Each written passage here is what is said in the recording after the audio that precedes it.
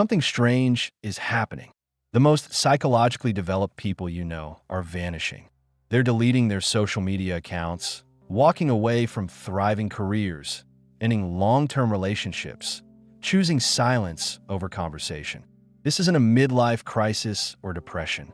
Carl Jung predicted this phenomenon and called it the necessary withdrawal. When someone reaches a certain threshold of psychological consciousness, participating in what Jung termed collective unconsciousness becomes unbearable. Not metaphorically unbearable, actually somatically, physically painful. Your nervous system starts rejecting the environment the way a body rejects a bad organ transplant. I'm going to show you why Jung believed this exodus isn't just inevitable for awakening individuals. It's essential for their psychological survival. If you felt this magnetic pull toward withdrawal, Jung would tell you something crucial. You're not broken. You've simply become too awake for the container that held you. Here's Jung's foundational insight. Society operates on shared delusions. Mass projections, collective shadows that everyone agrees not to acknowledge. These aren't glitches in the social system. They're the system. The entire structure depends on unconscious participation. When someone truly wakes up, they become incompatible with the operating system. Suddenly, you can perceive the projections everyone else inhabits like fish who don't know they're in water. You recognize the shadows the collective frantically avoids. And once you see the code running beneath the surface, you cannot unsee it. Jung lived this personally. As his consciousness expanded, ordinary social interaction became increasingly torturous. He was awake in a room full of sleepwalkers. Every conversation demanded he pretend ignorance of what he clearly perceived. This is consciousness's curse, profound aloneness even in crowds. You're speaking an entirely different language, perceiving dimensions others can't access, operating from a reality that doesn't overlap with consensus reality. The constant effort to bridge this chasm becomes spiritually exhausting. Eventually, awakened individuals start disappearing, not from contempt for humanity, but because staying visible requires betraying their consciousness. They're expected to perform sleep, dim their light, contract into something smaller than they've become. The psyche eventually refuses. It demands withdrawal to preserve what you've fought so hard to develop. Jung discovered something disturbing. As you integrate your personal shadow, the collective shadow becomes agonizing to witness. You're watching an entire civilization project its darkness while vehemently denying this darkness exists. After you've confronted your own capacity for cruelty, watching others project theirs onto scapegoats feels like psychological torture. The other political party is evil. That demographic is the problem. Those people represent everything wrong with the world. You're watching mass psychosis because that's precisely what it is. Jung called this the burden of seeing. The awakened person perceives that most social conflicts are shadow material seeking external targets. Wars erupt from collective shadows colliding. Political tribalism is projection theater. Social media outrage is unconscious material hunting for something to attach to. Once you see this mechanism clearly, participation becomes impossible. You cannot join the mob when you understand it's hunting its own disowned shadow. One of Jung's students captured this. I used to have fierce political convictions. Then I integrated my shadow and realized my convictions were projections. Now, when I watch political debates, I see two groups violently projecting unconscious material at each other while calling it justice. I can't participate. It would mean joining a mass delusion. But here's what's really happening. Awakened people aren't just seeing the collective shadow intellectually.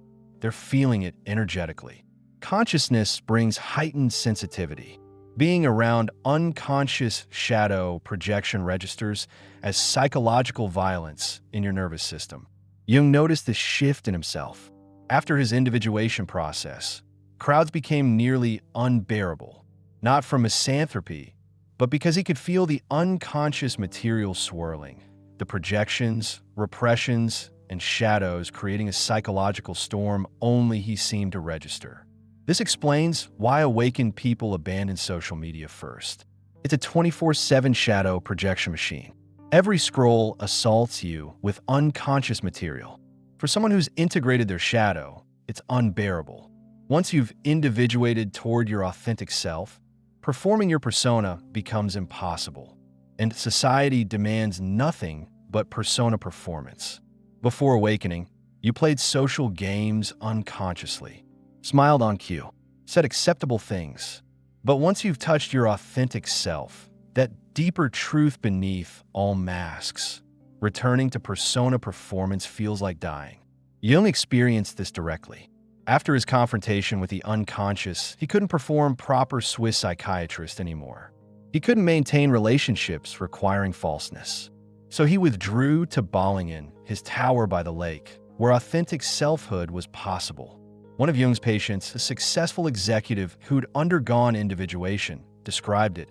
I sit in board meetings watching everyone perform their executive personas. I can't do it anymore. My authentic self has no voice in that room. Only my persona did, and she's dead. She quietly disappeared over several months, relocating to a small town where she could be real rather than successful. Not from failure, but from the success of finding herself. Awakened people are leaving careers requiring persona performance, ending relationships built on false selves, abandoning social circles demanding masks. They're not failing at society. They're succeeding at authenticity. And that success makes societal participation impossible. Maintaining consciousness in unconscious environments requires enormous psychological energy. And awakened people are realizing it's unsustainable. Consider what conscious people must do in ordinary society. Constantly filter out unconscious projections, maintain boundaries against energy drains, translate between depth and surface continuously, process not just their material, but everyone else's leaking unconscious material. Jung called this psychological labor, the invisible work conscious people perform just to exist in unconscious spaces. Unconscious people don't experience this as work. They're flowing with the collective current. Conscious people are swimming upstream in a tsunami. Eventually, you must exit the water or drown. Jung noticed his most conscious patients developing chronic fatigue, mysterious illnesses, not from personal pathology, but from maintaining consciousness in unconscious environments. The cure wasn't therapy. It was withdrawal. One teacher who'd awakened developed severe chronic fatigue. Through analysis, she realized she was expending massive energy maintaining consciousness while surrounded by unconscious colleagues and students daily. When she left teaching and moved to a cabin in nature, her energy returned within weeks. This is why awakened people disappear to nature, solitude, small conscious communities, not to escape responsibility, but to preserve the consciousness they've worked so hard to develop. Jung identified this withdrawal as archetypal, the hermit phase every individuating person must enter. Not permanently, but necessarily. The psyche requires solitude to integrate what society would fragment. When you're transforming fundamentally, you need space from influences pulling you toward old patterns. You need silence to hear your inner voice. Jung himself went through profound hermit phases. His years at Bollingen weren't vacation. They were psychological necessity.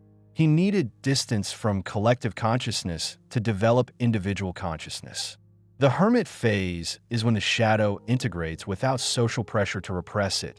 The self emerges without persona demands. Inner wisdom develops without outer noise. But here's what Jung emphasized. The hermit phase isn't escape. It's preparation. The awakened person withdraws, not to abandon society, but to develop something society desperately needs. They're gestating wisdom, integrating truth, becoming what Jung called aquarium fish, beings adapted to depths others cannot reach. The hermit phase looks like disappearance, but is actually deepening. The awakened person isn't running away. They're going deeper than society permits. The disappeared don't stay gone forever, but when they return differently. Not to participate in unconsciousness, but to offer consciousness to those ready to receive it. They become what Jung called border dwellers, present but not participating, available but not absorbed. They might return as artists creating from authentic depths, healers working with individuals ready to awaken, teachers sharing with small groups of seekers, writers offering maps for other disappearing souls. But they never return to the mainstream. Once you've individuated, you cannot de-individuate. Once you become conscious, you cannot perform unconsciousness. Jung observed this pattern repeatedly. His patients who fully individuated rarely returned to previous lives. They created new ones, simpler, quieter, more authentic. One therapist who disappeared for 2 years returned to work with a small group going through spiritual emergency. She couldn't do general therapy anymore. Her practice was tiny but profound, invisible to mainstream society, but a lifeline to those awakening. This is the model: awakened people disappearing from mass society but reappearing in conscious pockets, creating parallel structures, offering depth to those seeking it while remaining invisible to those who aren't. Jung believed this was evolution itself. Pioneers disappear first, create new spaces, then become beacons for the next wave. What looks like abandonment is actually architecture, building structures that will support collective awakening when it's ready. This disappearance isn't failure, it's evolution. Not weakness, but wisdom. Not abandonment, but archetypal necessity. The awakened are following a pattern as ancient as consciousness itself. Withdraw, transform, return transformed. Society experiences this as loss. But Jung would say they're not abandoning the collective. They're preparing something for it. In their withdrawal, they're developing what collective consciousness isn't ready for yet. In their silence, they're gestating words the collective cannot yet hear. If you're feeling the pull to disappear, Jung would want you to know this isn't spiritual bypassing. It's psychological necessity. Your consciousness has developed to a point where participating in collective unconsciousness is no longer possible without betraying yourself. The withdrawal you're feeling isn't antisocial, it's archetypal. Let yourself disappear. Not forever, but for now. Find your Balingen, whether that's physical solitude or psychological distance. Stop expending consciousness on unconscious interactions. Stop performing for audiences that cannot see you. Your disappearance isn't selfish. It's necessary. The collective needs people who've fully individuated more than it needs people who partially participate. It needs depth more than surface, authenticity more than performance, consciousness more than conformity. And when you return, if you return, you'll bring gifts that could only be developed in disappearance. The spiritually awake are disappearing because that's what awakening requires. Not permanently, but necessarily. Not from hatred, but from love. Love of truth, consciousness, authenticity. Jung would say, disappear consciously, withdraw with purpose. Use your hermit phase for integration, not isolation. You're not leaving the collective. You're pioneering where it will eventually need to go. Your disappearance isn't abandonment. It's evolution.